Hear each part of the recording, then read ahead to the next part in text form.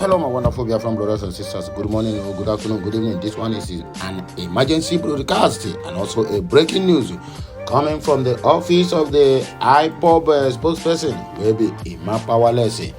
I think Ima Powerless is a member of the DOS, Directorate of State.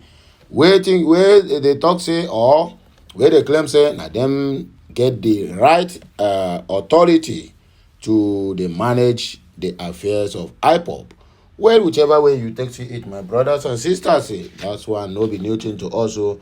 But the most concern now is for them to take their self away from anything that got to do with Nigerian politics, because we are not politicians. Our only concern is the independence of the Biafrans. Well, make on here, IPOB will send message to INEC ahead of Imo State governorship election. In other words, we have attack on Joe Ajeru, threat to trade union movement in Nigeria, according to Pengasan. Bauchi man, he don't stab his brother to death, just simply because he want to inherit his brother's motorcycle. And I don't hear him a bit, so this one is a very stern warning to most of us who keep on writing a will and let the person you write as a next of kin. To know that you put him or her as the next of kin, my dear, your life is in danger. So let us retrace our step. Breaking news, Army DSS avert major Boko Haram attack on Kano State, recover weapons. Where are the weapons recovered? We cannot see anything. That is how we keep on having all this, what do they call it? Fed people in government, always giving us fake news. But if it happens in Biafra land now, everywhere, they will go and pack all the whole white cloth where they inside market, paint them with the IPOB flag color, and said, look at them, they are IPOB, and that. Anyway, my wonderful people, there's no time to tell them. Happy weekend and a happy Saturday. TGIS, thank God it is Saturday. Now waiting, and now where we there today. So, my wonderful people, anywhere where they I beg, make it gather here, because message, Boku. Help me like this message, share it, and comment on it. If this is your first time hearing my voice, or you have been watching my content without subscription, please, it is high time you do that. Subscribe to my channel for more interesting videos coming your way. Remember, our campaign is still going on. Hashtag Biafra to the world, Biafra to the moon, all hail Biafra, and on the mandate of Mazi Nnamdi Kanu, we all shall stand. And hashtag free Mazi Nnamdi Kanu now. Hashtag free Biafrans. The indigenous people of Biafra, IPOB, has addressed a statement to the Independent National Electoral Commission ahead of the forthcoming governorship election in Imo State. Okute News report that residents in Imo State will on November 11, 2023 vote for their preferred candidate in the off-cycle governorship selection. In a statement on Friday by its spokesman, Ima Powerless, the separatists cautioned INEC against creating a crisis in the state, saying it will be silent and allow the Nigerian government to use officials of the electoral body to carry out evil in the state. The global family and movement of the indigenous people of Biafra, IPOB, ably led by the great and indefatigable liberator Mazi Nnamdi Kanu, wants INEC not to throw Imo State into political crisis in the coming Imo State gubernatorial elections. As much as IPOB does not get involved in the Nigerian fraudulent political selection called the election, nevertheless, we are not going to be silent and watch the Nigerian government use corrupt INEC officials to perpetuate evil in Imo State and, by extension, the Southeast region. Everyone is familiar with INEC fraudulent activities during selections in Nigeria. INEC is not independent, but fully dependent on the government in power or to any money-bagged politician who lines their pockets. However, in this coming election in Imo State, INEC officials must be very circumspect not to throw Imo State into crisis by becoming willing tools to renew another 4 years mandate of suffering, hunger, and killings, the statement reads.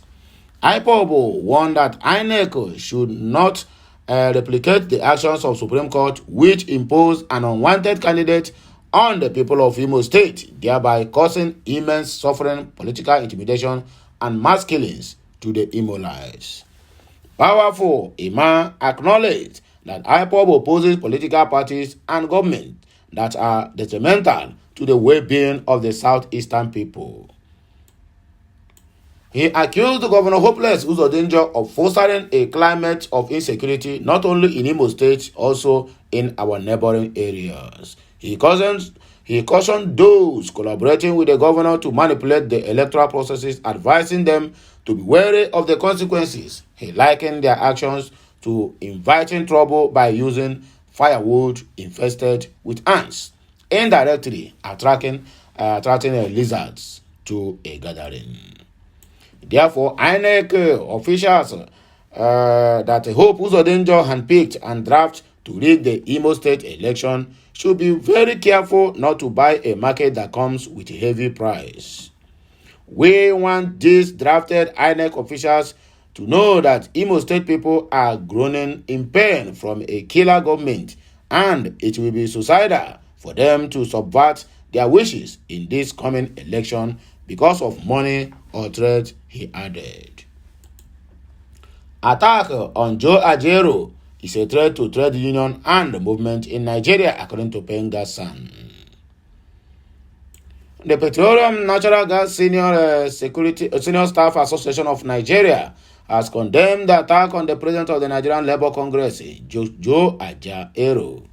The president of the Pengasan, Festus Osifo, and the secretary Lumumba Okubawa, in a statement released on Friday, described the attack on Ajero as an existential threat to the trade union movement in Nigeria. Pengasan further stated that the attack on Ajero is a blatant violation of human rights and an assault on the principles of democracy, freedom of expression, and association. Okute News record that Ajero was arrested in Owerri, the capital of Imo State, on Wednesday during a protest by workers in Imo State. Workers in the state had protested over an alleged serious and habitual abuse and violation of their rights by the state government. Police said Ajero was taken into custody for his protection, but the NLC said he was brutalized after his arrest. The Imo State Governor, Hopeless Uzodinjo, in his reaction to the development, accused the Nigerian Labour Congress leader of maximizing politics with unionism. Pengasan, in reaction to the development, wrote, "Violence against union leaders or any individual fighting for the rights of workers is not only an attack on them, but also undermines the fundamentals of social dialogue and activism. These facts or these acts of violence serve to silence the voices of those who speak up for the vulnerable and the marginalized, and they must be vehemently condemned by society as a whole." Pengasan demands that the authorities conduct a thorough investigation into this cowardly attack and bring the perpetrators to justice. We call on law enforcement agencies to ensure the safety and security of all workers, activists, and union leaders, providing them with the necessary protection to carry out their essential duties without fear of reprisal. We also urge the civil society organizations, trade unions, and the citizens to stand in solidarity with the NLC comrade Joe Ajero and to denounce this act of violence. It is crucial that we collectively reject any attempt to suppress voices that advocate for the rights and well-being of workers and fight for a more equitable society.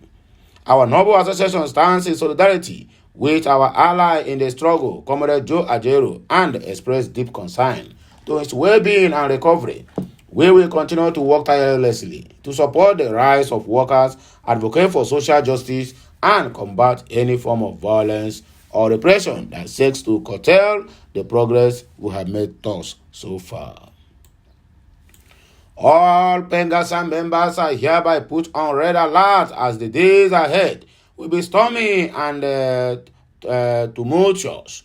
We urge all trade unions and the two labor centers to respond to this ugly act in a very drastic way, because injury to one is truly an injury to all, according to them. Bauchi man don't stab his brother to death because he want to inherit his brother's motorcycle. The Bauchi State Commander of the Nigerian Police Force has arrested one Yakubu Adamu for allegedly stabbing his brother to death in order to inherit his motorcycle.